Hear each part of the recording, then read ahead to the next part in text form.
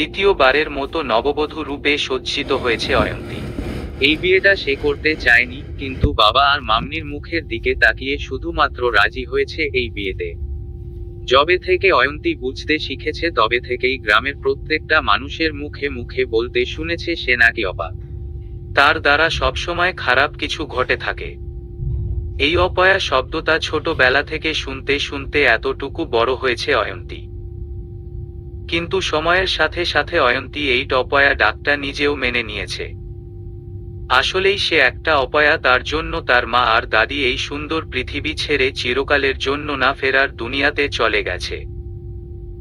তার পোড়া কপালের জন্য তার প্রথম বিয়েটা ভেঙে গেছে, কিন্তু এবার দ্বিতীয় বিয়েতে কি হতে চলেছে সেটা তার অজানা।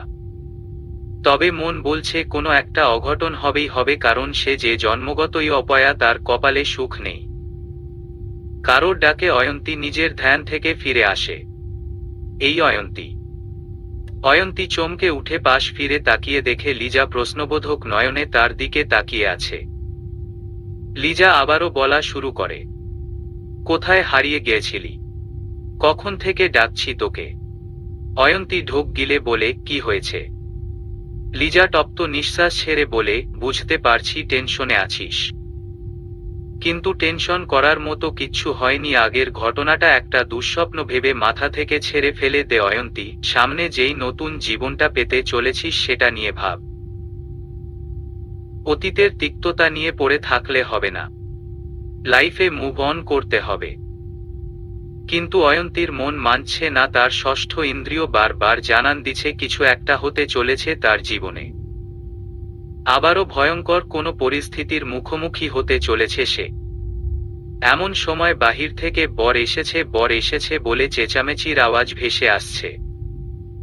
লিজা মুচকি হেসে অয়ন্তীকে ধাক্কা দিয়ে বলে, দেখলি এবার আর কোনো অঘটন ঘটবে না। মিলল তোট আমার কথা। যাই আমি বরং তোর সুদর্শন বরটাকে দেখে আসি। একবার শুধু চোখের দেখা দেখেছিলাম। কথাটা বলেই লিজা ঘর থেকে বের হয়ে যায়, কিন্তু অয়ন্তীর মুখে কোনো হাসি নেই, আছে শুধু আতঙ্ক।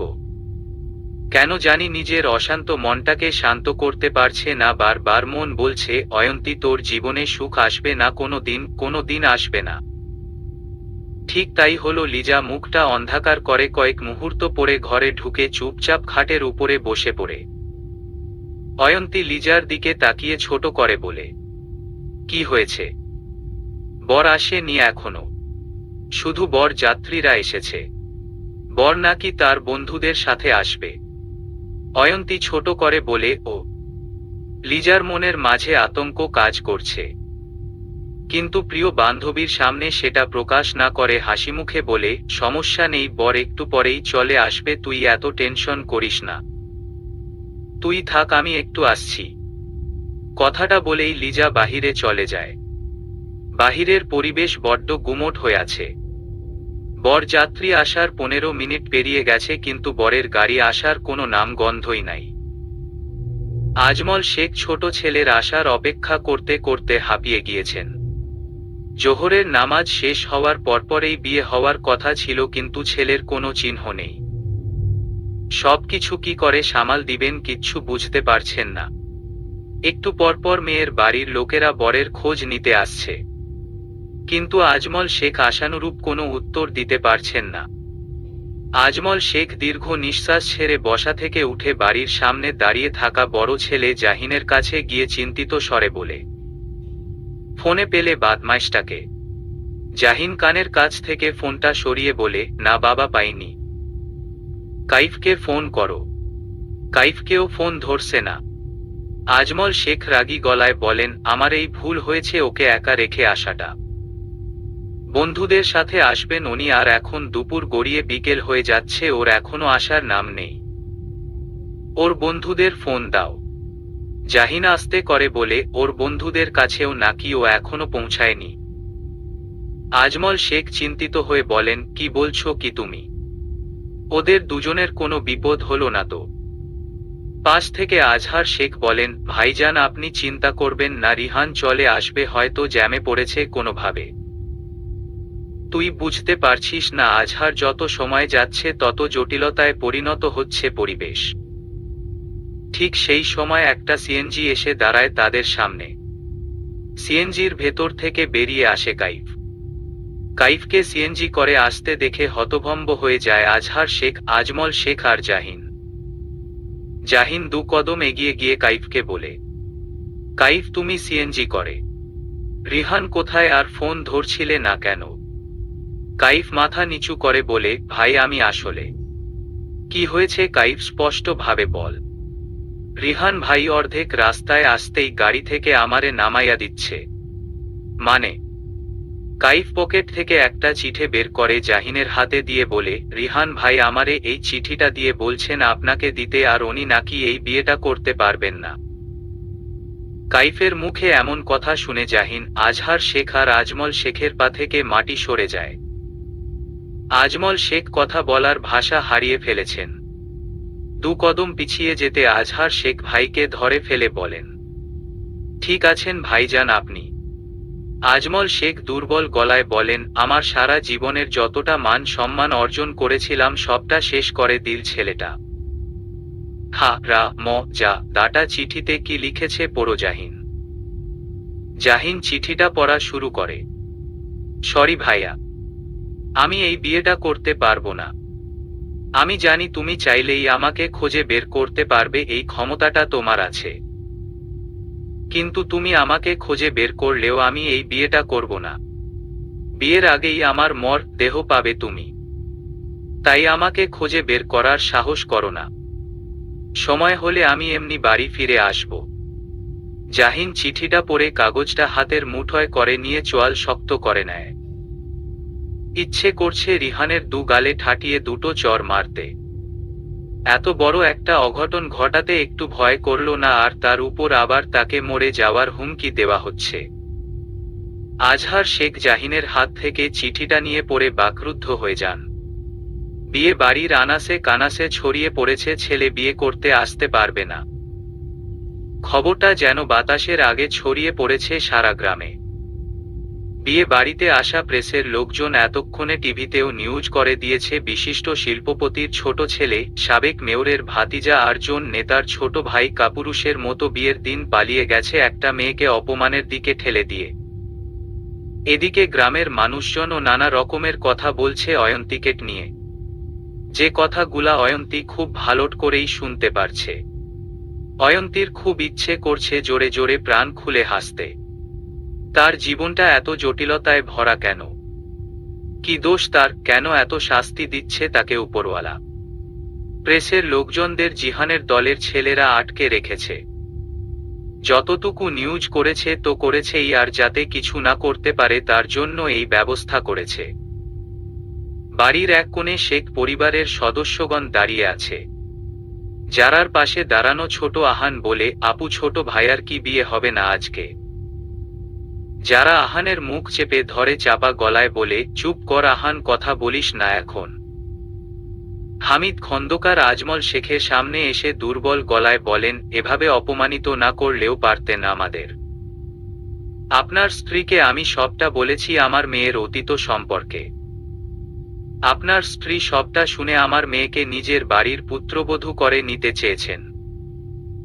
আমরা তো যেচে যাইনি আপনাদের কাছে, আপনারা এসেছেন আমাদের কাছে। তাহলে আমার মেয়েটা কি এই অপমানটা পাওয়ার যোগ্য ছিল বলুন? আমি ওনাকে বারবার বলে এসেছি যদি কোনো অঘটন ঘটে তাহলে আমার মেয়েকে এবার হয়তো বাঁচাতে পারবো না। উনি আমাকে আশ্বাস দিয়েছিলেন খারাপ কিছু না হওয়ার, কিন্তু উনি ওনার কথা রাখতে পারেননি। আমার মেয়েটা যদি এখন কিছু করে বসে তাহলে এর দায় কে নিবে বলুন? আপনি নিবেন এর দায়? আজহার শেখ বলেন, বিশ্বাস করুন আমার ভাতিজা যে এমন একটা কাজ করে বসবে বিয়ের দিন, আমার সেটা ঘুণাক্ষরেও টের পায়নি। আজমল শেখ কিছু বলতে যাবেন, সাথে সাথে ফোনটা বেজে উঠে। ফোনের স্ক্রিনে ছলছল করছে স্ত্রীর নামটা। আজমল শেখ ফোনটা কানে ধরতেই জোহরা বেগম অস্থির গলায় বলে উঠেন, কি গো, কি শুনছি? রিহান নাকি বিয়ে করবে না বলে পালিয়ে গেছে। তুমি এই খবরটা কোথায় পেলে? খবরের হেডলাইনে সবটা ছাপা হয়ে গেছে। আজমল শেখ এবার চিৎকার করে বলে উঠে, তোমার ছেলে সবটা শেষ করে দিল জোহরা। ও বিয়ে করবে না আগে বলতো তাহলে তো এই পরিস্থিতি হতো না। মাথা ঠান্ডা করো, আমার কথাটা শুনো। কি করে মাথা ঠান্ডা করব? ও আমার মান সম্মান সব ডুবিয়ে দিল। মেয়েটার পরিবার আর মেয়েটার কথাটা একবারও ভাবল না। কি করব এখন? জাহিন কোথায়? ওকে ফোনটা দাও। জাহিন বাবার পাশেই দাঁড়িয়ে ছিল। আজমল শেখ ছেলের দিকে ফোনটা এগিয়ে দেন। জাহিন কানে ফোন রেখে হ্যালো বলতেই জোহরা বেগম বলে উঠেন, জাহিন বাবা একটা কথা রাখবি মায়ের। জাহিন মায়ের মুখে আকস্মিক এমন কথা শুনে ভ্রুকুচকে বলে, মানে? এই পরিস্থিতিটা এখন একমাত্র তুই পারবি সামাল দিতে। কি বলতে চাইছো তুমি মা? আমি চাইছি তুই অয়ন্তীকে বিয়ে কর। জাহিন হতভম্ব হয়ে বলে, হোয়াট? কি বলছো তুমি এসব মা? প্লিজ জাহিন তুই রাজি হয়ে যায় এই বিয়েতে। না হলে মেয়েটার মরণ ছাড়া কোন পথ খোলা থাকবে না। গতবারও ওর সাথে এমন একটা ঘটনা ঘটেছে আর তুই তো জানিস গ্রামের মানুষরা কেমন। ওদের হয়তো এক ঘরে করে দিবে এবার। কিন্তু মা ওনার সাথে আমার বয়সের অনেক গ্যাপ আর আমি কি করে? বয়সটা কোনো ব্যাপার না, তুই শুধু রাজি হয়ে যায় বাপ। না মা পারবো না। আমি চাই না আমার জীবনের সাথে জুড়ে একটা মেয়ের জীবন নষ্ট হয়ে যাক। আমার চারিদিকে শত্রু গিজগিজ করছে। মেয়েটার জীবন এমনেতেই নষ্ট হয়ে যাওয়ার পথে যেটা তোর আদরের ছোট ভাই করে গেছে। প্লিজ জাহিন রাজি হয়ে যা, আমাদের শেখ বাড়ির সম্মান আর মেয়েটার কথা ভেবে রাজি হয়ে যা বাবা। অয়ন্তীকে আমার বাড়ির বউ করে নিয়ে আয়। মনে কর এটা তোর কাছে আমার শেষ চাওয়া। এই চাওয়াটা পূরণ করে দে বাবা। জাহিন কোনো উত্তর দেয় না মায়ের কথায়। জাহিন এমন একটা প্রফেশন বেছে নিয়েছে যেটাতে নিজের জীবনেই রিস্কে, আর এখন আরেকজনকে নিজের জীবনে এনে ওই মানুষটাকে কি করে রিস্কে ফেলতে পারে।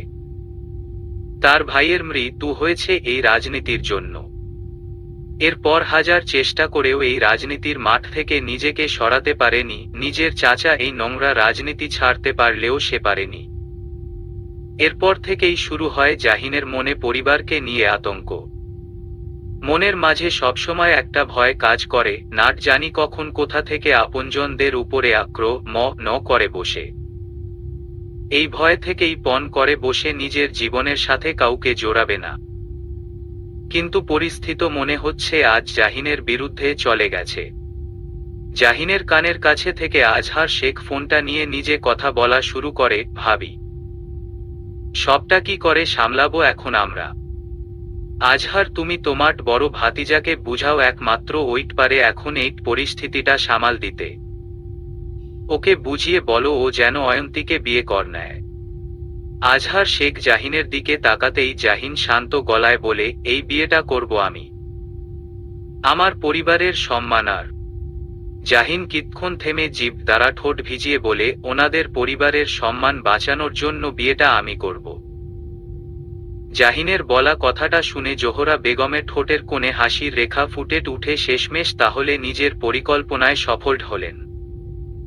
ছেলের যখন একবার বলে দিয়েছে বিয়েটা করবে তাহলে করবেই। জোহরা বেগম ফোনের লাইন কেটে দিয়ে অন্য একটা নাম্বারে ফোন করে। ফোনের ওপর প্রান্তের লোকটা কল ধরতেই জোহরা বেগম হাসি খুশি গলায় বলে উঠেন, পরিকল্পনা সফল হয়েছে আমাদের রিহান। এবার তুই শুধু সময় মতো বাড়ি ফিরে আসবি পরিবেশটা ঠান্ডা হওয়ার পরে। আর তোর যত টাকার প্রয়োজন হবে আমাকে কল করবি আর খুব সাবধানে থাকবি। লিজা অয়ন্তীর কাছে দৌড়ে আসে আর হাঁপাতে হাঁপাতে বলে, দোস্ত তোর বিয়েটা হচ্ছে।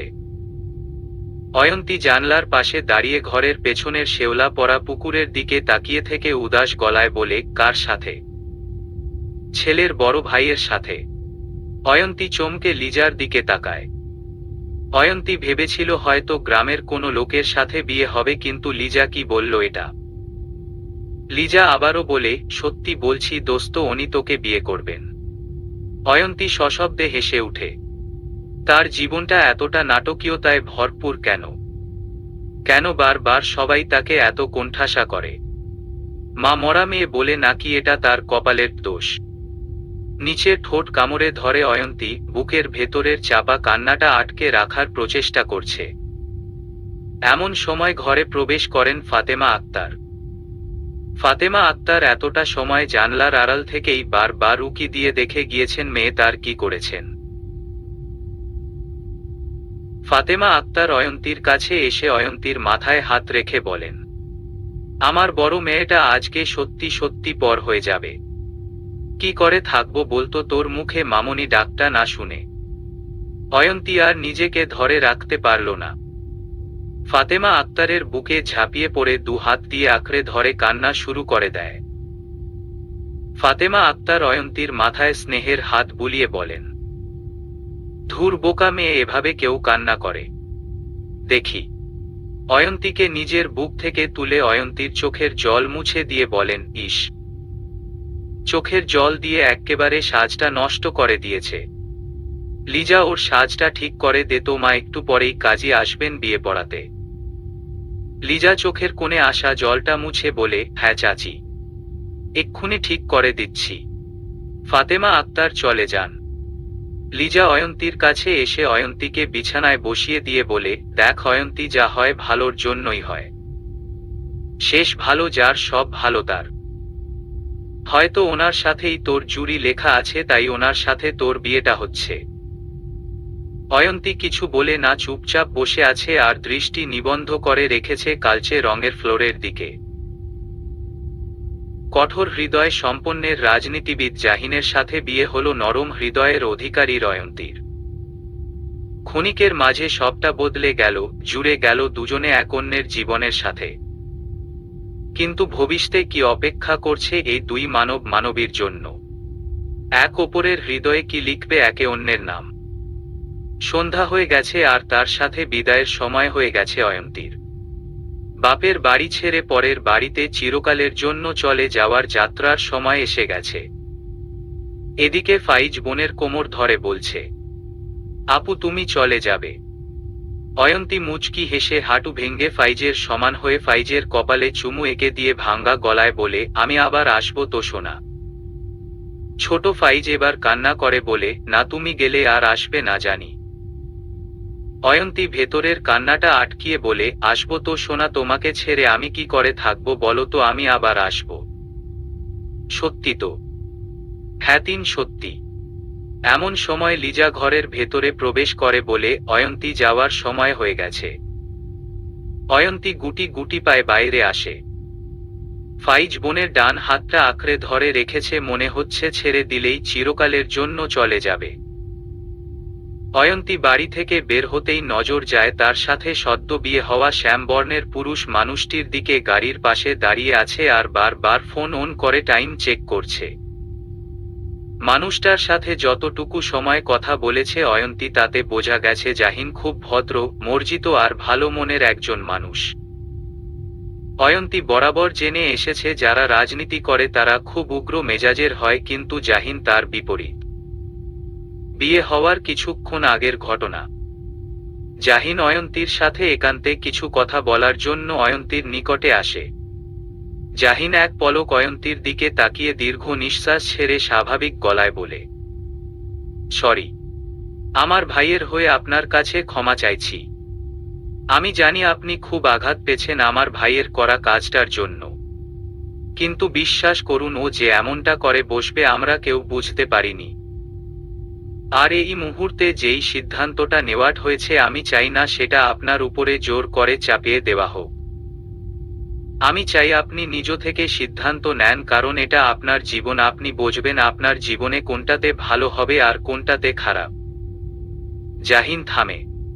অয়ন্তী জাহিনের প্রত্যেকটা কথা শুনে কিন্তু কি উত্তর দিবে বুঝে উঠতে পারছে না। জাহিন আরেকটু সহজ ভাবে বলে, আপনি কি রাজি আছেন এই বিয়েতে অয়ন্তী? অয়ন্তী জাহিনের কথাটা শুনে শুকনো ঢোক গিলে। এই বিয়েতে রাজি না হয়ে তার কোনো উপায় নেই। এই বিয়েটা যদি না করে অয়ন্তী, তাতে হয়তো তার বাবা আর মামনিকে আরো অপমানে মুখে পড়তে হবে। তাই অয়ন্তী সিদ্ধান্ত নেয় এই বিয়েটা সে করবে। অয়ন্তী ছোট করে উত্তর দেয়, আমি রাজি এই বিয়েতে।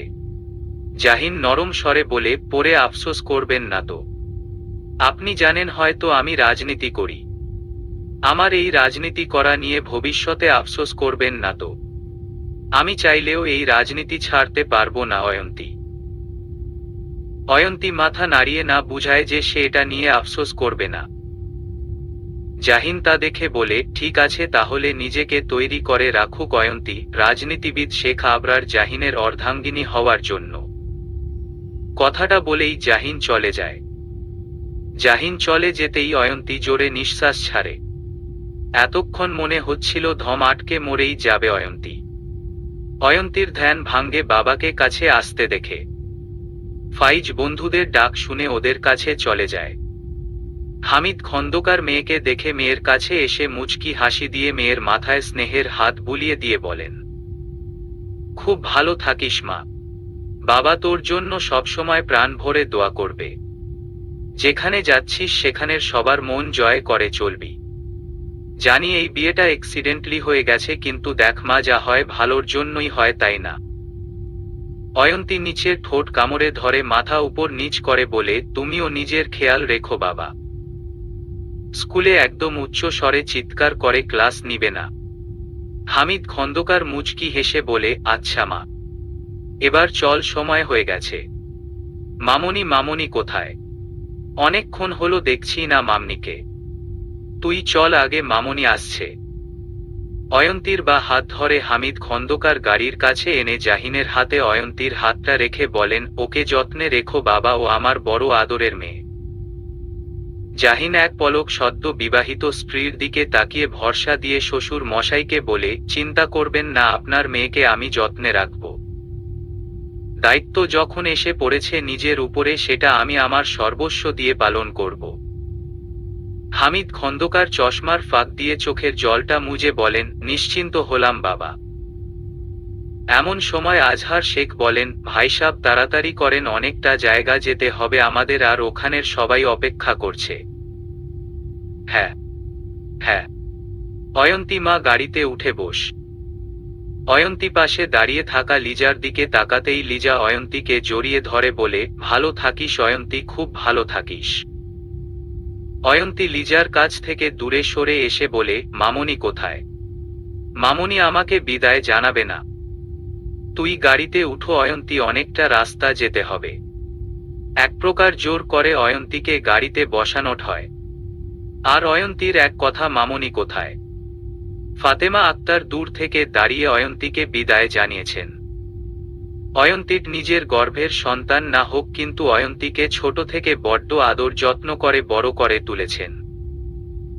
এখন যদি অয়ন্তীর কাছে আসেন তাহলে হয়তো নিজেকে ধরে রাখতে পারবেন না, আর তা দেখে অয়ন্তীও ভেঙে পড়বে, তাই আর কাছে আসেনি অয়ন্তীর।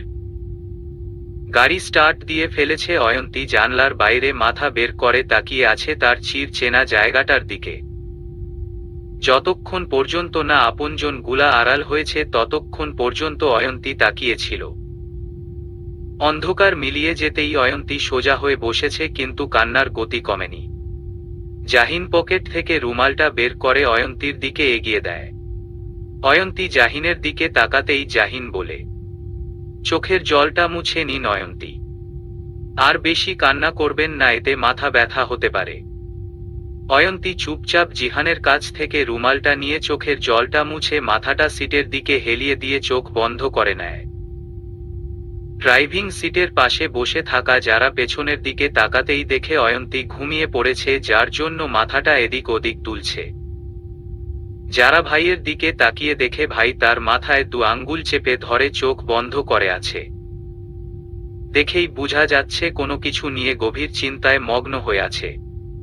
যারা মোলায়েম গলায় ভাইকে বলে, ভাইয়া ভাবি ঘুমিয়ে পড়েছে, যে কোনো সময় মাথায় আঘাত পেতে পারে, তুমি ভাবির মাথাটা তোমার কাঁধে এনে রাখো। যারার গলার স্বর শুনে জাহিন চোখ মেলে অয়ন্তীর দিকে তাকিয়ে দেখে আসলেই মেয়েটা ঘুমিয়ে পড়েছে। যেই হারে কান্না করেছে, ক্লান্ত হয়ে যাওয়ার এই কথা। জাহিন হাত বাড়িয়ে অয়ন্তীর ঘাড় ধীরে ধীরে এনে নিজের কাঁধে রাখে। অয়ন্তীর ভারী নিঃশ্বাস জাহিনের গলায় এসে বাড়ি খাচ্ছে। এই প্রথম জাহিনের এতটা সন্নিকটে কোনো মেয়ে এসেছে। জাহিন আর চোখে অয়ন্তীর ঘুমন্ত চেহারার দিকে তাকায়। মেয়েটা দেখতে এতটা সুন্দরী নয়, কিন্তু চেহারা পুরোটা মায়ে ভরা।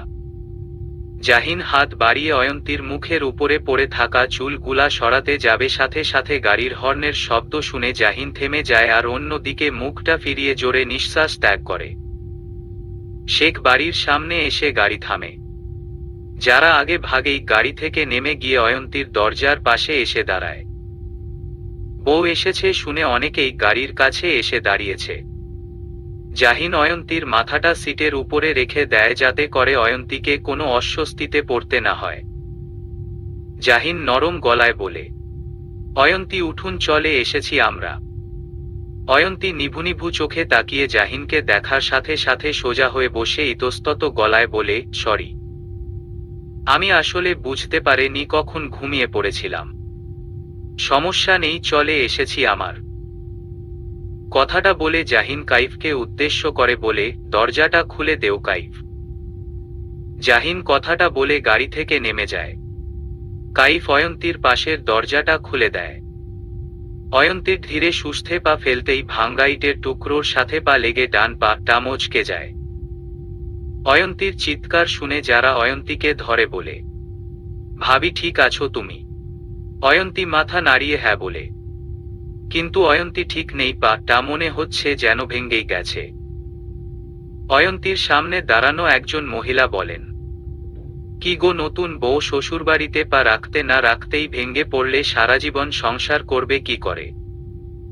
কথাটা শুনে অয়ন্তীর বড্ড খারাপ লাগলো।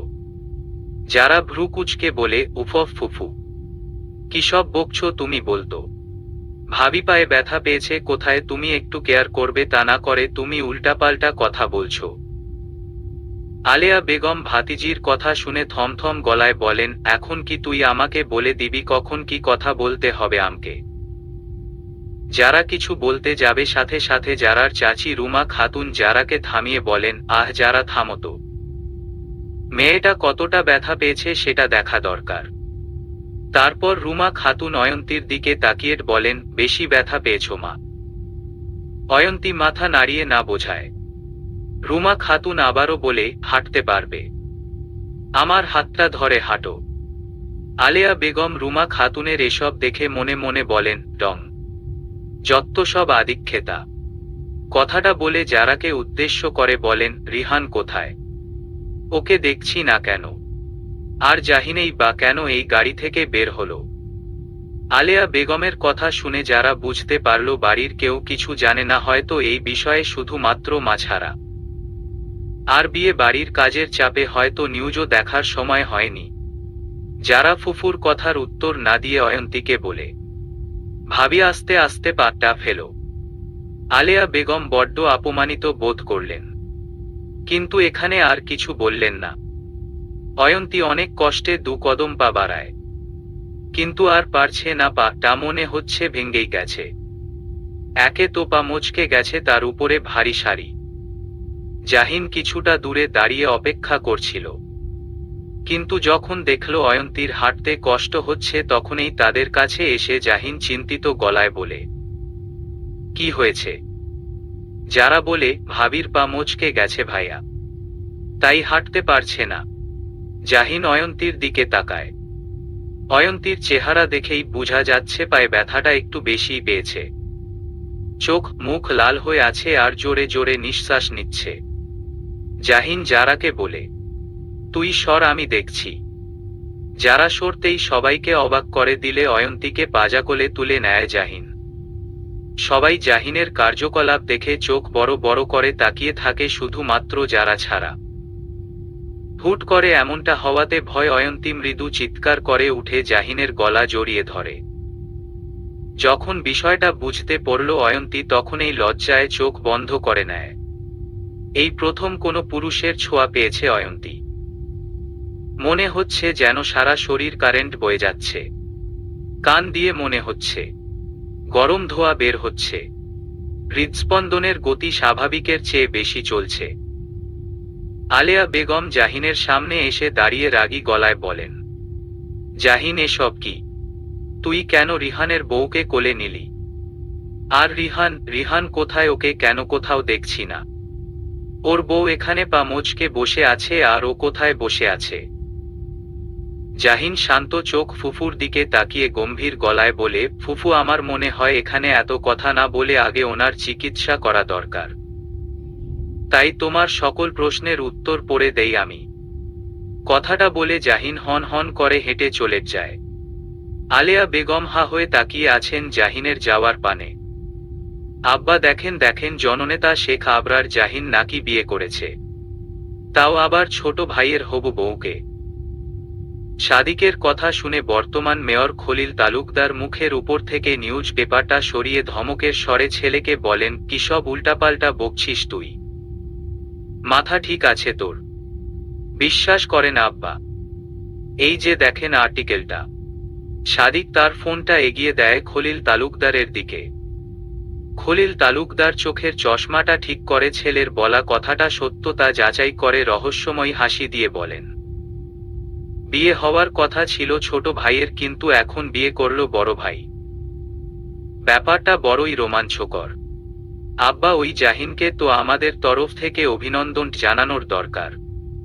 আফটার অল আমাদের বিরোধী দল বলে কথা।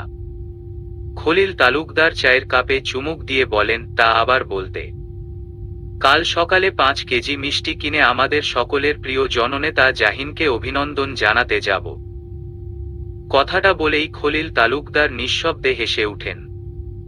আর মনে মনে ছক কষছে কি করে এবারের ইলেকশনটাও জিতা যায়। জাহিন অয়ন্তীকে কোলে করে নিয়ে এসে সোফায় বসিয়ে দিয়ে নিজে হাঁটু গেড়ে অয়ন্তীর সামনে বসে কোমল গলায় বলে, কোন পায়ে ব্যথা পেয়েছেন অয়ন্তী? অয়ন্তী নিচু গলায় বলে, আমি ঠিক আছি। জাহিন আর কোনো কথা না বলে নিজেই অয়ন্তীর ডান পায়ে হাত দিয়ে পাটা এগিয়ে আনে সামনের দিকে। অয়ন্তী জাহিনের করা কাজটা দেখে ভরকালো আর সাথে সাথে বলল, কি করছেন আপনি? আমি ঠিক আছি বললাম তো। জাহিন চোখ তুলে অয়ন্তীর দিকে তাকায়। জাহিনের শান্ত চোখের চাউনি দেখে অয়ন্তী আর কিছু বলার সাহস পেল না। জাহিন পায়ের দিকে তাকিয়ে বলে, এই পায়ে ব্যথা পেয়েছেন? হুম। এমন সময় জোহরা বেগম আসেন। এতক্ষণ উনি নতুন বউকে বরণ করে ঘরে তোলার জন্য সব আয়োজন করছিলেন, কিন্তু যখনই বসার ঘরে এসে এসব দেখেন তখনই আঁতকে উঠে বলেন, কি হয়েছে? যারা মাকে দেখে বলে, ভাবি গাড়ি থেকে নামতে গিয়ে ভাঙ্গা ইটের সাথে লেগে পা মচকে গেছে। কি বলছিস? মেয়েটাকে তোরা সাবধানে নিয়ে আসবি না? ও এখানকার রাস্তাঘাট চিনে নাকি ভালো করে? তুমি চিন্তা করো না মা, ভাইয়া দেখছে তো। জোহরা বেগম অয়ন্তীর কাছে গিয়ে নরম গলায় বলেন, বেশি ব্যথা পেয়েছো মা? অয়ন্তী মুচকি হেসে বলে, না না, আমি ঠিক আছি, এতটা অস্থির হওয়ার কিছু হয়নি। জাহিন অয়ন্তীর অন্যমনস্ক হওয়ার সুযোগটা নিল। ঠাস করে অয়ন্তীর পা মোচড় দিতেই ব্যথায় চিৎকার করে উঠে অয়ন্তী। অয়ন্তীর চিৎকার করা দেখে জোহরা বেগম ছেলেকে ধমকের স্বরে বলেন, এই জাহিন, তুই তো ওর ব্যথা কমানোর বদলে ব্যথা আরো বাড়িয়ে দিচ্ছিস। জাহিন উঠে দাঁড়িয়ে বলে, মা, এটা করাতে এখন উনি ঠিক মতো হাঁটতে পারবেন।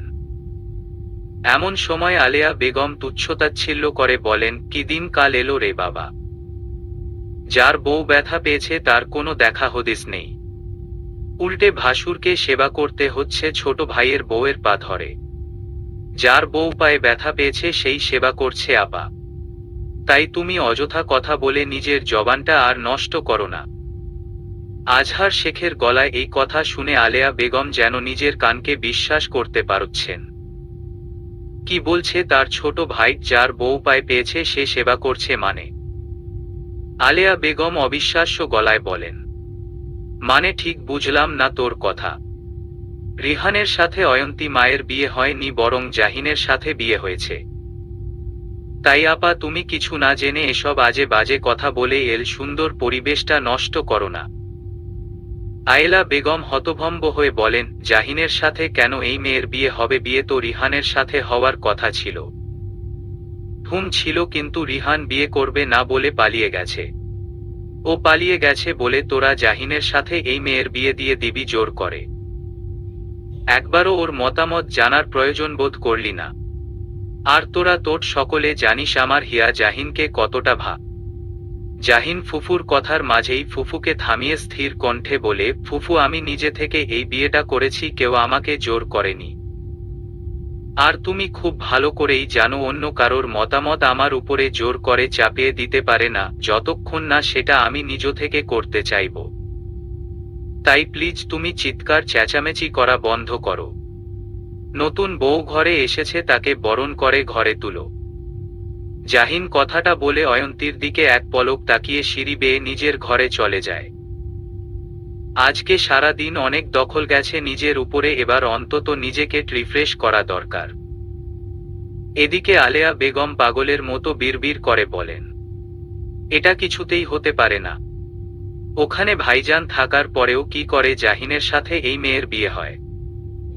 এখন যদি হিয়া জাহিনের বিয়ের খবরটা জানে তাহলে কি হবে? আমার মেয়েটা তো নিজেকে শেষ করে দিবে। আলেয়া বেগম উঁচু গলায় ছোট ভাইকে বলেন, আজহার ভাইজান কোথায়? ভাইজান বাগানে আছেন। ভাইয়ের কথাটা শুনে আলেয়া বেগম অয়ন্তীর দিকে এক নজর তাকিয়ে বাগানে যাওয়ার উদ্দেশ্যে বেরিয়ে পড়েন। এদিকে অয়ন্তী চিন্তায় পড়ে যায়, ফুফু কি এমন বলতে চেয়েছেন যেটা জাহিন বলতে দেয়নি? চিন্তিত অয়ন্তীর মাথায় জোহরা বেগম হাত বুলিয়ে বলেন, আমার ইচ্ছেটা এতদিনে পূর্ণ হল। আমার ঘর আলো করে আমার বড় ছেলের পুত্র বধূ এলো। কথাটা বলে যারাকে উদ্দেশ্যে করে বলে, যারা তোর ভাবিকে তোর ঘরে নিয়ে যা। অনেকটা রাস্তা জার্নি করে এসেছে, ফ্রেশ হওয়া দরকার। বরণ করে তো আর ওকে ঘরে তুলতে পারলাম না, তার আগে জাহিন ওকে ঘরে নিয়ে এসে পড়েছে। যারা অয়ন্তীর হাত ধরে বলে, চলো ভাবি আজকে রাতটা আমার সাথে থাকবে। আগামীকাল থেকে তুমি সারা জীবনের জন্য ভাইয়ার ঘরে থাকবে, বুঝলে? আজমল শেখ সুইমিং পুলের পাশে দাঁড়িয়ে আছেন। চোখে মুখে ভেসে আছে টেনশনে ছাপ। ছোট বোনকে কি উত্তর দিবেন সেটা মনের মাঝে আগে থেকেই সাজিয়ে গুজিয়ে নিচ্ছেন। এমন সময় আলেয়া বেগমের গলার স্বর ভেসে আসে, ভাইজান। আজমল শেখ বোনের গলা শুনে জোরে নিঃশ্বাস ছেড়ে নিজেকে শান্ত রেখে বলেন, হুম বলুন। আপনি আমার দিকে ফিরে কথা বলুন। আজমল শেখ বোনের দিকে ফিরে বলেন, কি হয়েছে? আপনি আমায় কথা দিয়েছিলেন ভাইজান আমার হিয়ার সাথে জাহিনের বিয়ে দিবেন, কিন্তু এটা কি করে হলো আপনি ওই স্থানে উপস্থিত থাকার পরেও? আজমল শেখ বোনকে বুঝানোর স্বরে বলেন, দেখ আলেয়া, পরিস্থিতি তখন এতটা খারাপ ছিল যে ছাড়া কোনো উপায় ছিল না আমাদের হাত।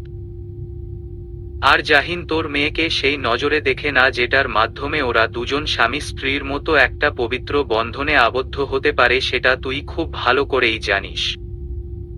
আপনি আমায় কথা দিয়েছিলেন ভাইজান, সেই কথা আপনি রাখতে পারেননি। এখন যদি আমার মেয়েটা কিছু করে বসে তাহলে যা হয় ভালোর জন্যই হয়। আলেয়া, তোর মেয়েকে বুঝা। আশা করি ওকে বুঝালে ও সবটা বুঝবে, ও এতটাও অবুঝ নয়। আর জাহিনকে আমি বললেই যে ও হিয়াকে বিয়ে করতে রাজি হয়ে যেত তেমনটা কিন্তু গ্যারান্টি দেইনি আমি বলেছিলাম আমি চেষ্টা করব, কিন্তু এর আগেই এসব কিছু হয়ে গেল যেটা আমাদের কারো হাতেই ছিল না। কথাটা বলেই আজমল শেখ চলে যান। আলেয়া বেগম ভাইকে কিছু বলতে গিয়েও বলতে পারেননি। উনি জানেন জাহিন কোনো দিন হিয়াকে বিয়ে করতে রাজি হতো না, কিন্তু তারপরও মেয়ের মুখের দিকে তাকিয়ে শেষ চেষ্টা করতে চেয়েছিলেন, কিন্তু এখন চেষ্টা করেও আর কোনো লাভ নেই। আলেয়া বেগম তাড়াতাড়ি করে হিয়াকে ফোন দেয়। এতক্ষণে মেয়ে হয়তো জেনেই গেছে জাহিনের বিয়ে খবরটা। চারিদিকে যেভাবে ছড়িয়ে গেছে জাহিনের বিয়ের খবরটা, কিন্তু হিয়া আলেয়া বেগমের ফোন ধরছে। টেনশনে আলেয়া বেগমের মাথা কাজ করছে না, মেয়েকে কি করে সামলাবে এটা ভেবে। অয়ন্তী ফ্রেশ হয়ে জামদানির মাঝে লাল টুকটুকে একটা শাড়ি পরেছে। এক্কেবারে মনে হচ্ছে যেন সদ্য ফুটন্ত লাল গোলাপ। যারা অয়ন্তীর দিকে মুগ্ধ নয়নে তাকিয়ে বলে, ভাবি তোমাকে খুব সুন্দর লাগছে। অয়ন্তী যারার কথায় লাজুক হাসি দেয়। যারা অয়ন্তীর কাছে এসে অয়ন্তীর হাত ধরে বেডে বসাতেই যারার পায়ের সাথে অয়ন্তীর পাট লাগতেই অয়ন্তী ব্যথায় কুঁকড়ে উঠে। অয়ন্তীর আর্তনাদ শুনে যারা অস্থির হয়ে বলে, সরি সরি ভাবি, আমি আসলে বুঝতে পারি নাই। অয়ন্তী দাঁতে দাঁত চেপে ব্যথা সহ্য করে বলে, আমি ঠিক আছি যারা। তুমি একটু বসো ভাইয়া, কাছ থেকে ব্যথার ঔষধটা নিয়ে আসি, না হলে হয়তো রাতের মাঝে ব্যথাটা বাড়তে পারে। যারা অয়ন্তীকে কিছু বলার সুযোগ না দিয়েই চলে যায়। জাহিন সবে মাত্র শাওয়ার নিয়ে বের হয়েছে। আয়নার সামনে দাঁড়িয়ে ভেজা চুলগুলা ঠিক করছে আর মনে মনে ভাবছে আজকে কি থেকে কি হয়ে গেল তার সাথে। যে কোনো দিন বিয়ে করবে না বলে ভেবেছিল সে, আজ থেকে বিবাহিত ভাবতেই হাসি পাচ্ছে জাহিনের। তবে জাহিন নিজের সর্বোচ্চটা দিয়ে চেষ্টা করবে এই পবিত্র বন্ধনটাকে আগলে রেখে একটা স্বাভাবিক সম্পর্ক গড়ে তুলতে। ফোনের কর্কশ শব্দে শুনে জাহিন নিজের ভাবনা থেকে ফিরে আসে। ফোনের স্ক্রিনে তাকিয়ে দেখে নুহাস কল করছে। জাহিন কানের কাছে ফোনটা নিয়ে হ্যালো বলতেই নুহাস ভরাট গলায় বলে, ভাই নিউজটা কি সত্যি যেটা চারিদিকে ছড়িয়েছে? হুম। তার মানে তুমি সত্যি বিয়ে করেছ? হুম। আর রিহান ও কোথায় আছে? জানি না। খোঁজ করোনি? না। কেন? এসব কথা বাদ দে নুহাস, ওখানের কি খবর সেটা বল। সবকিছু সেট করা হয়ে গেছে। আমি আগামীকাল সবকিছু শেষ করে রাতের মাঝে ফিরে আসব। জাহিন কিছু বলতে যাবে তখন যারার কণ্ঠ ভেসে আসে, ভাইয়া ভেতরে আসব। জাহিন কল না কেটে যারাকে বলে, ঘুমায়। যারা ঘরে ভেতরে ঢুকে বলে, ভাইয়া অয়েন্টমেন্টটা দিবে, ভাবির পায়ের মালিশ করা দরকার। জাহিন চিন্তিত হয়ে বলে, ওনার পায়ের ব্যথাটা কি বেড়েছে? সামান্য একটু, ঔষধ দিলে ঠিক হয়ে যাবে। জাহিন নিচের ঠোঁট কামড়ে বলে, ও দেখ ড্রয়ারে আছে। যারা এগিয়ে যায় ড্রয়ারের দিকে, কিন্তু কারো নাম শুনে সাহসা থেমে যায় পা দুটো। জাহিনের মুখে নুহাসের নামটা শোনা মাত্র যারার বুকটা ধক করে উঠে, কিন্তু মুহূর্তের মাঝে মনটা খারাপে পরিণত হয় এটা ভেবে যে এই 5 দিনের মাঝে নুহাসকে এতগুলা কল দিয়েছে সে, কিন্তু একটা কলও কি ধরতে পারল না। নুহাস এতটাই ব্যস্ত থাকে নাকি এই ব্যস্ততা শুধুমাত্র তার জন্য আর তাকে অবহেলা করার জন্য? যারাকে এভাবে দাঁড়িয়ে থাকতে দেখে জাহিন বলে, কিরে এভাবে দাঁড়িয়ে আছিস কেন? যারা ভাইয়ের কথার উত্তর না দিয়ে তাড়াতাড়ি করে অয়েন্টমেন্টটা নিয়ে ঘর থেকে বের হয়ে পড়ে। জাহিন বড্ড অবাক হয় বোনের করা আচরণ দেখে। এদিকে নুহাসও কিছু না বলে ধুম করে ফোন কেটে দেয়। মানে জাহিন যেন একটা গোলক ধাঁধার মাঝে পড়ে যায়। নুহাস ফোনটা সোফার উপরে রেখে চোখ বন্ধ করে মাথাটা সোফাতে হেলিয়ে দেয়। আজ 5 দিন পর মেয়েটির কণ্ঠ শুনতে পেল নুহাস। এই 5 দিন ইচ্ছে করেই নুহাস যারার কল ধরেনি। যারা যে নুহাসকে ভালোবাসে সেটা নুহাস অনেক আগেই টের পেয়েছিল, কিন্তু নিজের মনের ভুল ভেবে সবটা উড়িয়ে দিয়েছিল। কিন্তু যত দিন যাচ্ছিল তত যারার কার্যক্রম আর একটা ডায়েরি পড়ে নিশ্চিন্ত হলো যারা তাকে ভালোবাসে। কিন্তু নুহাস যেই মানুষটাকে নিজের করে কোনো দিন পেতে পারবে না, সেই মানুষটার প্রতি মায়া বাড়াতে চায় না। তারপর থেকে শুরু হয় যারার প্রতি নুহাসের অবহেলা। যারা যে নুহাসের অবহেলার জন্য কষ্ট পায় সেটা নুহাস খুব ভালো করেই বুঝতে পারে। কিন্তু নুহাসের হাত পা বাঁধা চাইলেও যারার ভালোবাসার ডাকে সে সাড়া দিতে পারবে না। যারা মুখটা মলিন করে নিজের ঘরে ঢুকে। অয়ন্তী যারার মলিন মুখ দেখে বলে, কি হয়েছে যারা? ভাবির কথা শুনে যারা মুচকি হেসে অয়ন্তীর কাছে এসে বসে বলে, কিছু হয়নি ভাবি, তুমি অয়েন্টমেন্টটা লাগিয়ে নাও, না হলে সময়ের সাথে সাথে ব্যথাটা আরো গাঢ় হতে শুরু করবে। অয়ন্তী যারার কাছ থেকে অয়েন্টমেন্টটা নেয়, কিন্তু অয়ন্তীর ঠিক ভালো ঠেকেছে না যারাকে দেখে। একটু আগ পর্যন্ত যে মেয়েটা হাসি খুশি ছিল আর এখন কি এমন হলো এতটুকু সময়ের মাঝে যে এভাবে গুমরে গেছে। অয়ন্তী অয়েন্টমেন্টটা পায়ে লাগিয়ে রাখবে ঠিক সেই সময় চিৎকার চেঁচামেচির আওয়াজ ভেসে আসে নিচ থেকে। অয়ন্তী স্পষ্ট বুঝতে পারছে জাহিনকে নিয়ে কিছু একটা বলছে মেয়েলি কণ্ঠের মালিক, কিন্তু এটা বুঝতে পারছে না মেয়েটিকে যে এভাবে চিৎকার করছে। অয়ন্তী না বুঝলেও যারা খুব ভালো করে বুঝতে পারছে চিৎকার করে কথা বলার মালিকটাকে। যারা অয়ন্তীকে বলে, ভাবি তুমি বসো আমি আসছি। কথাটা বলে যারা দ্রুত পায়ে বের হয়ে যায় রুম থেকে। অয়ন্তী কিছুক্ষণ বসে থেকে ধীর পায়ে হেঁটে রুম থেকে বের হয়ে করিডোরে এসে রেলিং এর পাশে দাঁড়িয়ে নিচে তাকাতেই চমকে যায়। জাহিনের এক হাত আঁকড়ে ধরে একটা মেয়েটা অঝরে কান্না করছে। আর এদিকে জাহিনের চোখে মুখ দেখেই বোঝা যাচ্ছে খুব বিরক্ত হয়ে আছে সে। যে কোনো সময় হয়তো বোমা ফেটে যেতে পারে। অন্যদিকে মেয়েটি বারবার বলছে, কেন করলে এমনটা জাহিন ভাই আমার সাথে? কেন করলে? তুমি তো জানতে আমি তোমাকে ভালোবাসি, তারপরও এটা কি করে করলে আমার সাথে? বাড়ির সবাই হিয়া আর জাহিনকে ঘিরে দাঁড়িয়ে আছে, কিন্তু কেউ কিছু বলছে না। জাহিনও চুপচাপ দাঁড়িয়ে আছে। জাহিনকে এভাবে চুপ মেরে থাকতে দেখে হিয়া আলেয়া বেগমকে বলে, মা জাহিন ভাইকে কিছু বলতে বলো, এভাবে কেন চুপ করে দাঁড়িয়ে আছে? আমার প্রশ্নের উত্তর দিতে বলো। আলেয়া বেগম মেয়েকে বোঝানোর স্বরে বলেন, হিয়ামা আমার পাগলামো করিস না, একটু শান্ত হো। মায়ের কথা শুনে হিয়া যেন আরো তেতে উঠে আর উচ্চ স্বরে চেঁচিয়ে বলে, না আমি শান্ত হব না। জাহিন ভাইকে উত্তর দিতে হবে কেন আমার সাথে এমনটা করলো। এতক্ষণ চুপ থাকা জাহিন শান্ত গলায় বলে, হাতটা ছাড় হিয়া। না ছাড়ব না আমি তোমার এই হাত। আমি সারা জীবন ধরে রাখবো তোমার হাত।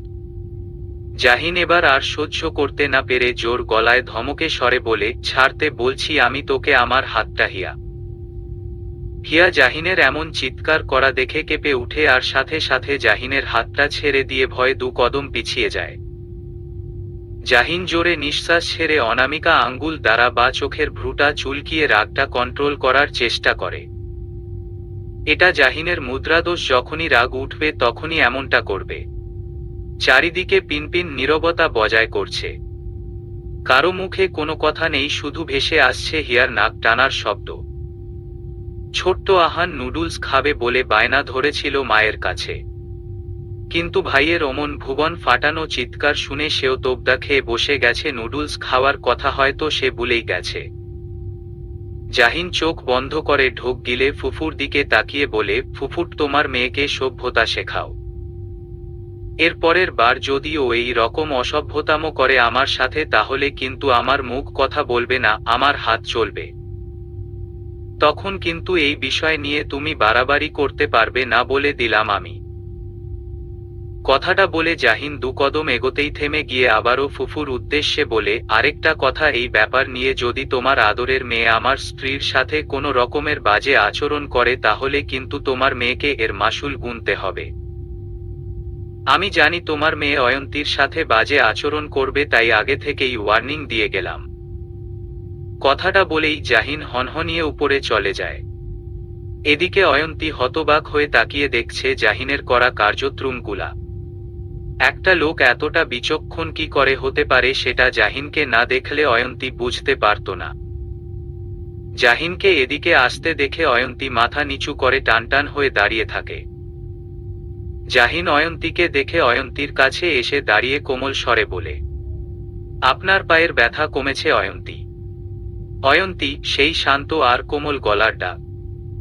জাহিনের গলায় এই অয়ন্তী ডাকটা যেন এক্কেবারে কলিজাতে গিয়ে বিধে অয়ন্তীর। কারো গলায় যে তার নামটা এতটা মানাতে পারে সেটা জাহিনের গলায় শুনতে না পারলে বুঝতে পারত না অয়ন্তী। অয়ন্তীকে চুপ করে থাকতে দেখে জাহিন আবারও বলে, আপনি চাইলে ডাক্তার ডাকতে পারি অয়ন্তী। ডাক্তার ডাকার কথা শুনে হকচকিয়ে উঠল অয়ন্তী। এইটুকু ব্যথার পাওয়ার জন্য তাও আবার ডাক্তার ডাকার কথা বলছে, পাগল নাকি লোকটা? অয়ন্তী মাথা তুলে জাহিনের দিকে তাকিয়ে বলে, না না, ডাক্তার ডাকার কোনো দরকার নেই, আমি ঠিক আছি। ঠিক আছে, তাহলে বিশ্রাম নিন গিয়ে। অয়ন্তী পা বাড়িয়ে যেতে নিবে তখনই জাহিন বলে, শুনুন। থেমে যায় অয়ন্তী। জাহিন ধীর গলায় বলল, নিচে এতক্ষণ যা দেখছেন বা শুনেছেন তা নিয়ে টেনশন করার মতো কিছু হয়নি। আপনি আমার উপরে ভরসা রাখতে পারেন। কথাটা বলেই জাহিন নিজের রুমে চলে যায়। কি বলে গেল মানুষটা তার উপরে অয়ন্তীকে ভরসা রাখার কথা? জাহিন কি ভাবছে অয়ন্তী তাকে সন্দেহ করবে? কখন না। অয়ন্তী এমন মেয়ে নয় যে সে এক পাক্ষিকের করা আচরণ দেখে অন্য পাক্ষিকে সন্দেহ করবে, সে যথেষ্ট ম্যাচিউর। অয়ন্তী আবারও নিচের দিকে তাকায়। হিয়া মেয়েটাকে এভাবে কান্না করতে দেখে খুব মায়া লাগছে অয়ন্তীর। মেয়েটির অবস্থা দেখেই বোঝা যাচ্ছে জাহিনকে পাগলের মতো ভালোবাসে। আজকের এই ঘটনাটা শুধুমাত্র তার জন্যই হয়েছে। জাহিন যদি ওকে বিয়ে না করত তাহলে হয়তো এমনটা হতো না। সবাই হিয়াকে বোঝানোর চেষ্টা করছে কিন্তু হিয়া শুধু মাথা নাড়িয়ে না বলে যাচ্ছে। হঠাৎ করেই হিয়া উপরের দিকে তাকায়। হিয়ার তাকানো দেখে অয়ন্তী ভড়কে যায়। হিয়ার চোখ দুটো রক্ত লাল বর্ণ হয়ে আছে অতিরিক্ত কান্নার করার জন্য। আর তার উপরে অয়ন্তীর দিকে এমন ভাবে রাগী চোখে তাকিয়েছে যে অয়ন্তী কিছুটা ভয় পেয়ে যায়। অয়ন্তী আর এক মুহূর্ত এখানে না থেকে ব্যথা পা নিয়েই দ্রুত কদমে রুমে চলে আসে। আর এদিকে হিয়া দাঁতে দাঁত চেপে নাকের পাটা ফুলিয়ে বলে, যে আমার জাহিন ভাইকে আমার কাছ থেকে কেড়ে নিয়েছে তাকে এর মাসুল গুনতে হবে। জাহিন ভাইকে পাই কিংবা নাই পাই কিন্তু তোমার সাথে আমার ফাইট ঠিকই হবে। জানি তোমার এতে কোনো প্রকার দোষ নেই কিন্তু এটা আমি মেনে নিতে পারছি না আর হয়তো মেনে নিতেও পারবো না। তবে চেষ্টা করব মেনে নিতে। কিন্তু যত দিন চেষ্টা করব সবটা মেনে নিতে তত দিন না হয় তোমার আর আমার মাঝে একটু ফাইটটা চলুক। দেখি সেই ফাইটে কে বিজয় হয়। অয়ন্তী রুমে এসে জোরে নিঃশ্বাস ছাড়ে। রুমে আসতেই ফোন বেজে উঠে। আচমকা এভাবে ফোন বেজে উঠাতে অয়ন্তী ফোনের কর্কশ শব্দ শুনে ভয় কেঁপে উঠে। নিজেকে অয়ন্তী স্বাভাবিক করে দেখে মামনি ফোন করেছে। অয়ন্তী কানের কাছটায় ফোন নিয়ে বলে, হ্যালো মামনি। ফোনের ওপর প্রান্ত থেকে ফাতেমা আক্তার ভারাক্রান্ত গলায় বলেন, কি করছিস মা? ওখানের সবকিছু ঠিক আছে তো? অয়ন্তী ওই বাড়ির সকলকে দুশ্চিন্তায় না ফেলানোর জন্য বলে, হ্যাঁ মামনি সব ঠিক আছে। তোমরা ঠিক আছো? হ্যাঁ মা ঠিক আছি। অয়ন্তী মন ভার করে বলে, তুমি আমার বিদায় বেলার সময় আসলে না কেন? একটা কাজে আটকে গিয়েছিলাম মা। কালকে তো আসবেই তোর বাবা আর ফাইজ, মন খারাপ করিস না। অবন্তী ফোন করেছিল তোমাকে? হুম করেছিল তো, আর তোর খোঁজও নিয়েছিল। ও কি আমার সাথে কথা বলবে না? বলবে। তোর উপরে একটু অভিমান করেছে তো, দেখিস ওর অভিমানটা খুব জলদি কমে যাবে। আর যখন বাড়িতে এসে দেখবে তুই নেই তখনই ও তোকে নিজে থেকে ফোন করবে। তাই এত চিন্তা করিস না। ওর পরীক্ষা কেমন হয়েছে? বলল তো ভালো হয়েছে। আচ্ছা রাখি রে মা, অনেক কাজ পড়ে আছে। ফাতেমা আক্তার ফোন কেটে দেন। অয়ন্তী কিছুক্ষণ একাই বসে থাকে। এর কিছুক্ষণ পর যারা আসে হাতে করে দুতালা খাবার নিয়ে। খাবারের তালা দুটো টি টেবিলের উপরে রেখে যারা বলে, ভাবি আজকে আমি আর তুমি একসাথে খাবো। খেতে ইচ্ছে করছে না যারা। তা বললে কি করে হয়? কিছু তো খেতেই হবে, না হলে মা আমাকে আস্ত রাখবে না।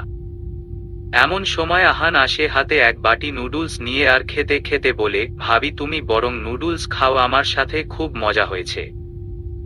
মা খুব ভালো নুডলস রান্না করে। যারা কপট রাগ দেখিয়ে বলে, এই আহান তুই যা তো এখান থেকে। আর তোর কয় বেলা নুডলস খাওয়া লাগে বলতো? সকালে একবার খেলি আর এখন আরেকবার। আর চাচিকেও বলিহারি তুই চাইতেন নুডলস বানিয়ে দেয় কেন তোকে? তোমার সমস্যা কি আমি নুডলস খেলে? তুমি জানো না আমি হচ্ছি মায়ের একমাত্র আদরের ছেলে, তাই আমি যা চাই তাই দেয়। আর বাড়ির সবাই তোমার থেকে আমাকে বেশি আদর করে বলে তুমি কি হিংসা করো আমাকে? যারা ভেঙচি কেটে বলে, হুমন্তকে হিংসা, তাও আবার আমি? তুই তো আমার হাঁটুর বয়সী, তোকে আমি কোন দুঃখে হিংসে করতে যাব? অদ্ভুত ব্যাপার স্যাপার। পৃথিবীতে আর কত কিছু যে শুনতে হবে আমাকে। থাক, তোমাকে আর ডং ধরতে হবে না আমার সামনে। অয়ন্তী শুধু অবাক হয়ে দুই ভাই বোনের ঝগড়া দেখছে। যারা মেকি হাসি দিয়ে আহানের পাশে বসে বলে, আহান ভাই আমার। আহান গম্ভীর গলায় বলে, কি হয়েছে? বলছিলাম নুডলস কি আরো আছে? আহান কিছুক্ষণ চুপ মেরে বসে থেকে শরীর দুলাতে দুলাতে বলে, আছে তো, যাও কিচেনে গিয়ে দেখো। সত্যি বলছিস তো? হ্যাঁ, সত্যি বলছি। যদি মিথ্যে কথা বলেছিস তো তোর খবর আছে বলে দিলাম। যারা কিচেনে যাওয়ার উদ্দেশ্যে চলে যায়। আহানের চোখে মুখে ফুটে উঠে দুষ্টুমির হাসি। অয়ন্তী আহানের চেহারা দেখে বলে, আহান, তুমি মিথ্যে কথা বললে কেন? আহান অয়ন্তীর দিকে তাকিয়ে বলে, জানো ভাবি, বাড়ির সবাইটা আমাকে বেশি বেশি আদর করে দেখে আপু খুব হিংসে করে আমাকে। কিন্তু তুমি বুঝলে কি করে যারা তোমাকে হিংসে করে? আপুর চোখ মুখ দেখলেই বোঝা যায়। জানো সবাই কেন আমাকে বেশি আদর করে? কেন বেশি আদর করে? আমার একটা বড় ভাইয়া ছিল, কিন্তু ভাইয়াটা আমাদের সবাইকে একা রেখে পরপারে চলে গেছে। এরপরে এত এত বছর পরে আমি আমার মায়ের কোল আলো করে আসলাম। তাই তো সবাই আমাকে বেশি আদর করে। আহানের কথা শুনে অয়ন্তী ভাবনায় পড়ে যায়। তার মানে এই শেখ বাড়ির আরো একজন ছেলে ছিল, কিন্তু কি করে মারা গেল? অয়ন্তী কোমল গলায় আহানকে বলে, উনি কি করে মারা গেছেন আহান? আহান মুখ দিয়ে চ জাতীয় শব্দ উচ্চারণ করে বলে, তা তো জানি না। এমন সময় নিচ থেকে জারার চিৎকার ভেসে আসে। আহানকে বকতে বকতে আসছে। আহান তাড়াতাড়ি বিছানা থেকে নেমে বলে, আমি পালাই, না হলে এই হিংসুটে নারীটা আমাকে মেরেই ফেলবে। আহান নুডলসের বাটি নিয়ে দৌড়ে বের হয়ে যায় রুম থেকে। আহানকে বাইরে দেখতে পেয়ে যারা বলে, এই আহান, দাঁড়া বলছি। আহানকে আর কে পায় নিজের ঘরে ঢুকে দরজার সিটকানি লাগিয়ে দেয়। আর এদিকে যারা বকেই যাচ্ছে আহানকে, আর আহান ঘরের ভেতর থেকে চেঁচিয়ে বলে, এতই যখন শখ নুডলস খাওয়ার হিংসুটে নারী, তাহলে নিজে বানিয়ে খাও গিয়ে, আমারটার দিকে বদ নজর দেও কেন? যারা বকতে বকতে নিজের রুমে ঢুকে আর অয়ন্তী বলে, আহান খুব দুষ্টু তাই না? ভীষণ দুষ্টু। ওর সব দুষ্টুমি আমি ফেস করি জানো। সবে তো এলে এই বাড়িতে, ওর দুষ্টুমি দেখতে দেখতে ক্লান্ত হয়ে যাবে, কিন্তু ও ক্লান্ত হবে না। আসলে কি বলতো, কথায় আছে না, আদরে বাদর হয়ে যায়। ও হচ্ছে একটা বাদর। অয়ন্তী আহানের বলা কথাটা বলতে গিয়েও থেমে যায়। সবে মাত্র এই বাড়িতে এসেছে, এখন 24 ঘন্টা পার হয়নি। এখনই যদি এসব জিজ্ঞেস করে তাহলে ব্যাপারটা খুব খারাপ দেখায়। নিশুতি রাত, সবাই গভীর ঘুমে আচ্ছন্ন, কিন্তু একজনের চোখে ঘুম নেই। তার অতি প্রিয় একজন মানুষের কথা বারবার মনে পড়ছে, যাকে চাইলেই ছুঁতে পারবে না, চাইলেও তার সাথে মজার ছলে মারামারি করতে পারবে না, চাইলেও তার কণ্ঠ শুনতে পারবে না। এই না পারাটা যেন জাহিনের হৃদয়কে প্রতি মুহূর্তে ক্ষতবিক্ষত করে। জাহিন বন্ধ এক কক্ষে, সাদা দেয়ালটাতে টানানো বড় একটা ফ্রেম করা ছবির সামনে দাঁড়িয়ে আছে, পকেটে দুহাত গুজে। কিতক্ষণ নিচের দিকে তাকিয়ে ছবিটির দিকে তাকায় জাহিন। ছবিতে থাকা একজন সুদর্শন পুরুষ মানুষ হাস্যোজ্জ্বল চেহারা তাকিয়ে আছে। জাহিন ধরা গলায় বলে, কেমন আছো ভাইয়া? জানি তুমি খুব ভালো আছো, কিন্তু আমি ভালো নেই। ভালো থাকতে পারি না, যখনই তোমার কথা মনে পড়ে তখনই বুকের মাঝে এক অসহ্য রকমের যন্ত্রণা অনুভব করি। জাহিন কথাটা বলে থামে। কিছুক্ষণ চুপ থেকে হাসি হাসি মুখে বলে, জানো ভাইয়া, আমি বিয়ে করেছি। তুমি বলতে না তোমার আগে আমার বিয়ে হবে। দেখো, সত্যি সত্যি তোমার আগে আমার বিয়ে হয়ে গেছে। তুমি তুমি দেখছো তো উপর থেকে সবটা? অবশ্যই দেখছো, আমি জানি সেটা। তোমার নিশ্চয়ই এখন খুব হিংসে হচ্ছে তাই না, তোমার আগে আমি বিয়ে করে ফেলেছি দেখে।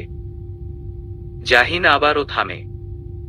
কিছুক্ষণ চুপ থেকে দুর্বল গলায় বলে, খুব মনে পড়ে তোমাকে, খুব। কেন আমাদের একা রেখে চলে গেলে চিরকালের জন্য? কেন একবারও কি চেষ্টা করা যেত না নিজেকে রক্ষা করার? হয়তো করেছিলে, কিন্তু পারোনি। বলতে বলতে জাহিনের গাল বেয়ে 2 ফোঁটা নোনা জল গড়িয়ে পড়ে। হাত বাড়িয়ে ভাইয়ের ছবিটাতে হাত বুলিয়ে মাথাটা হেলিয়ে দিয়ে চোখ বন্ধ করে নিয়ে দীর্ঘ নিঃশ্বাস ছাড়ে। প্রকৃতির নিয়ম মেনে রাতের আধার কেটে দিনের আলো ফুটল ভুবন জুড়ে। চারদিক হালকা কুয়াশায় ডেকে আছে সবকিছু। শীত আসার আগাম বার্তা দিচ্ছে যেন প্রকৃতি। পাখির কিচিরমিচির আওয়াজ ভেসে আসছে গাছগাছালি থেকে।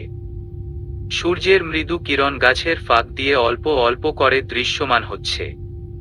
অয়ন্তী এই মনোরম পরিবেশের মাঝে বেকনিতে দাঁড়িয়ে আছে।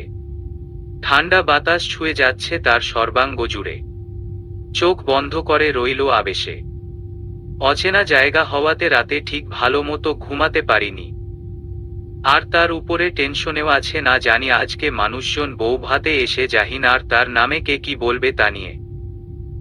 নিচে মানুষদের আনাগোনা দেখে অয়ন্তী বেশিক্ষণ বেকনিতে না থেকে রুমে চলে আসে। এর মাঝে আহান বায়না ধরেছে অয়ন্তীকে নিয়ে ছাদে যাবে। আহান নাকি অয়ন্তীকে তাদের পুরো ছাদটা ঘুরিয়ে দেখাবে আর তার সাথে আরেকটা জিনিসও নাকি দেখাবে। অয়ন্তী আহানকে বোঝানোর স্বরে বলে, আহান আমি অন্য একদিন ছাদটা ঘুরে দেখব। আমি তো এই বাড়িতেই থাকবো, তাহলে এত তাড়া কিসের? আহান জেদ ধরে বলে, না তুমি এক্ষুনি যাবে। আহানের এমন জেদ করা দেখে কম্বল গায়ে দিয়ে শুয়ে থাকা যারা ঝাঝালো স্বরে বলে, এই আহান তুই কিন্তু এখন বেশি বাড়াবাড়ি করছিস। সব সময় সব জায়গায়তে জেদ মানায় না। তুই রুম থেকে বের হতো। সকাল সকাল ভাব ধরছিস আমার রুমে এসে। আহান জোরে চিৎকার করে বলে, সকাল কোথায়, ঘড়িতে 8টা বাজে। আর বাড়ির সকলেই উঠে গেছে, শুধু তুমি ছাড়া। যারা তড়িৎ বেগে শুয়া থেকে উঠে বসে। আহানকে রাগী গলায় কিছু বলতে যাবে, কিন্তু পরক্ষণে নিজের রূপ পরিবর্তন করে নরম গলায় বলে, আহান ভাইট আমার, দেখ ভাবি হচ্ছে এই বাড়ির নতুন বউ। এখন ভাবি যদি ছাদে যায় তাহলে বাড়ির সবাই খুব খারাপ ভাববে। না, কেউ খারাপ ভাববে না। যারা এবার বেড থেকে নেমে ভাইয়ের দিকে তেড়ে এসে রেগে উঁচু গলায় বলে, আহান এবার কিন্তু বেশি বাড়াবাড়ি হচ্ছে বলে দিলাম। আহান দিল ফোঁস করে কেঁদে, কিন্তু চোখে কোনো পানি নেই। এটা হচ্ছে এক প্রকার কুমিরের কান্না, যেটা আহান প্রায়ই করে থাকে। আহান চোখ টলতে টলতে বলে, তুমি আমাকে বকা দিলে তো আমি চাঁদচুর কাছে তোমার নামে বিচার দিব। যা বাবার কাছে গিয়ে আমার নামে নালিশ কর, আর তাতে আমার বা। যারা কথাটা বলতে গিয়ে থেমে যায়। ভাবির দিকে তাকিয়ে মেকি হাসি দিয়ে বলে, তাতে আমার কিচ্ছু যায় আসে না। যা মন চায় তাই কর। কথাটা বলেই যারা হনহনিয়ে ওয়াশরুমে চলে যায় ফ্রেশ হতে। দিন দিন এই ছেলের বায়না বেড়েই চলছে, যত বড় হচ্ছে তত যেন বাচ্চায় পরিণত হচ্ছে। আর তাকে নিয়ে বাড়ির সকলে কত মাতামাতি, এক্কেবারে অসহ্যকর। অয়ন্তী আহানের হাতটা ধরে বলে, আহান আমরা অন্য দিন যাব ছাদে, কেমন? আহান ঠোঁট ফুলিয়ে বলে, আজকে গেলে কি হবে জানো ছাদে? না ভাইয়ার মানে জাহিন ভাইয়ার একটা জিনিস আছে যেটা আকাশে উড়ে। অয়ন্তী ভ্রু কুঁচকে বলে, আকাশে উড়ে? হ্যাঁ। অয়ন্তীর দেখার কৌতূহল জাগে, কি এমন জাহিনের জিনিস আছে যেটা আকাশে উড়ে। অয়ন্তী আহানকে আবারও প্রশ্ন করে, কি জিনিস আহান? এটা বলবো না। তুমি দেখতে চাইলে ছাদে চলো। অয়ন্তী কিছুক্ষণ চুপ থেকে বলে, আচ্ছা চলো। সত্যি তুমি দেখবে? তাহলে চলো। একটু আগে যেই ছেলের মনে বৃষ্টি নেমেছিল সেই ছেলের মনে রংধনুর উদয় হয়ে গেছে নিমিষেই। অয়ন্তী আহানের খুশি দেখে মুচকি হাসে। মনে পড়ে যায় ফাইজের কথা। ও তো অনেক বায়না ধরতো তার কাছে, আর এখানে এসে আহানও বায়না ধরছে তার কাছে। আহান খুশিতে গদগদ হয়ে বলে, চলো চলো। আহান বলছিলাম বাইরের কেউ আছে কিনা আগের দেখে আসো। কেউ নেই, সবাই কাজে ব্যস্ত। আহান অয়ন্তীকে টানতে টানতে রুম থেকে বের হয়ে অর্ধেক সিঁড়ি পর্যন্ত আসতেই বলে উঠে, এই রে, একটা ভুল হয়ে গেছে। অয়ন্তী চিন্তিত হয়ে বলে, কি ভুল? তুমি যাও, আমি এক্ষুনি আসছি। আহান শুনো আমার কথাটা। আহান অয়ন্তীর ডাক শুনল না। নাচতে নাচতে সিঁড়ি বেয়ে চলে গেল। অয়ন্তীর আর কি করা, সে ধীরে ধীরে সিঁড়ি বেয়ে উপরে উঠছে। কিছুটা ভয়ও কাজ করছে, কেউ যদি দেখে ফেলে তাহলে।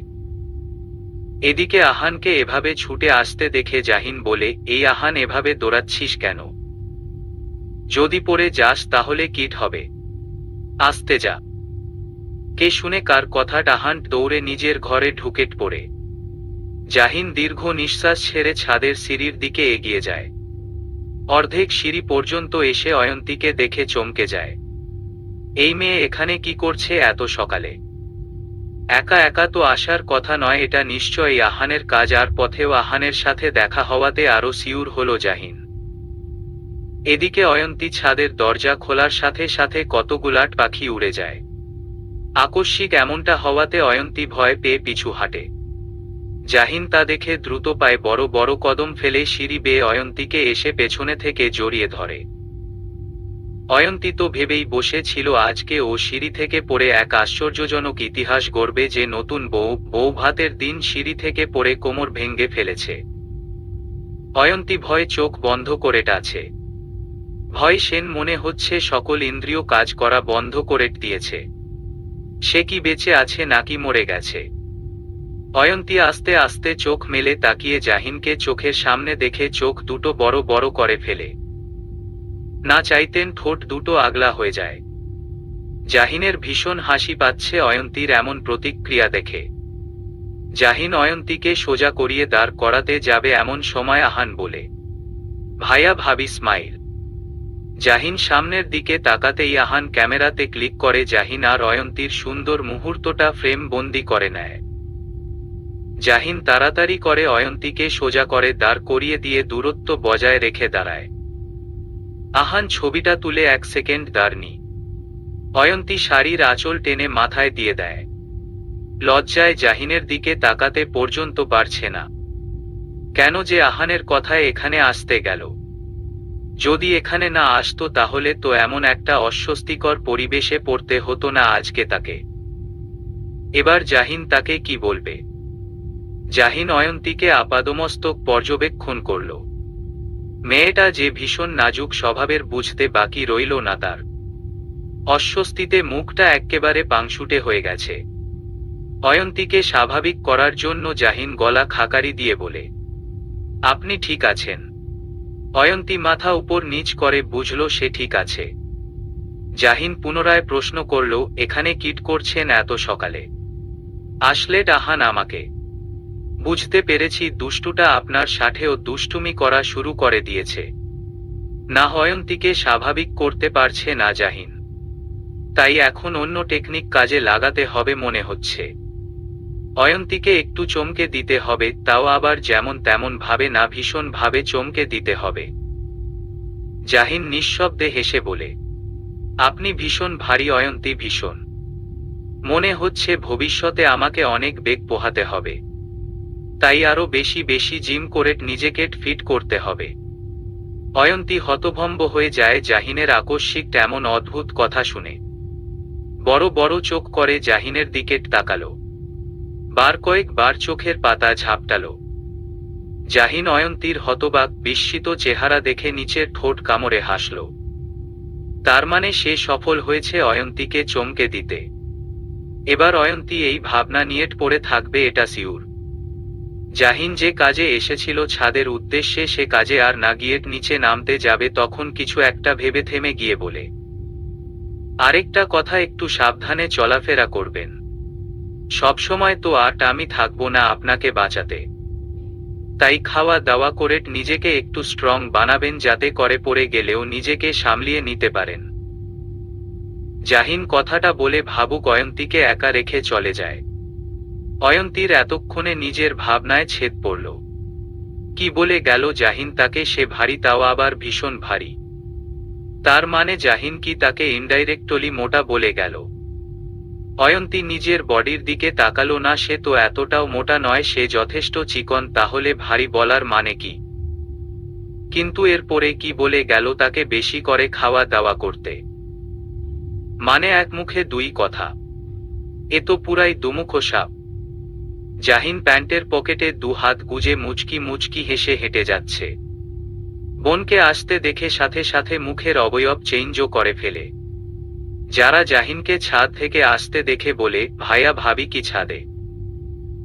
উনি ছাদে। আচ্ছা, আহান কোথায় আছে জানিস? আহান কোথায় মানে? ওই তো ভাবিকে জোট করে ছাদে নিয়ে গেছে, আর এখন ভাবিকে একা রেখে চলে গেছে। তুই যা, আমি আহানকে খুঁজে বের করছি। যারা আর কিছু না বলে চলে যায়।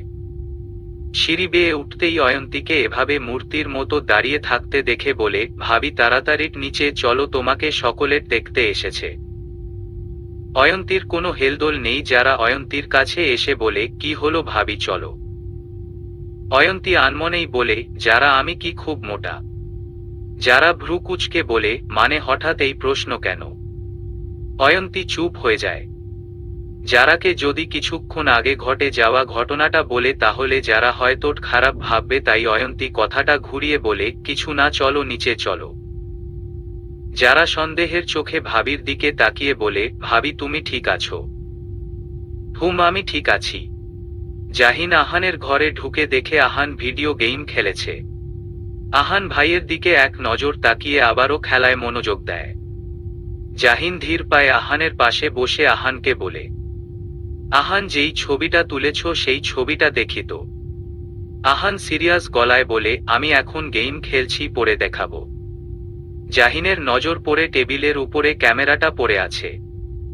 জাহিন উঠে ক্যামেরাটা হাতে নিয়ে ছবিটা দেখে অজান্তেই হাসির রেখা ফুটে উঠে ঠোঁটের কোণে। কিন্তু এই ছবি যদি কেউ দেখে তো খুব বাজে একটা ব্যাপার হয়ে যাবে।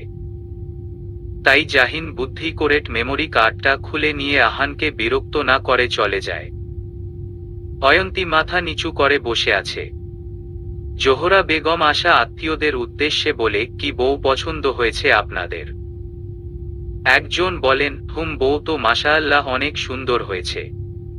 কিন্তু জাহিন কি ওকে মেনে নিয়েছে?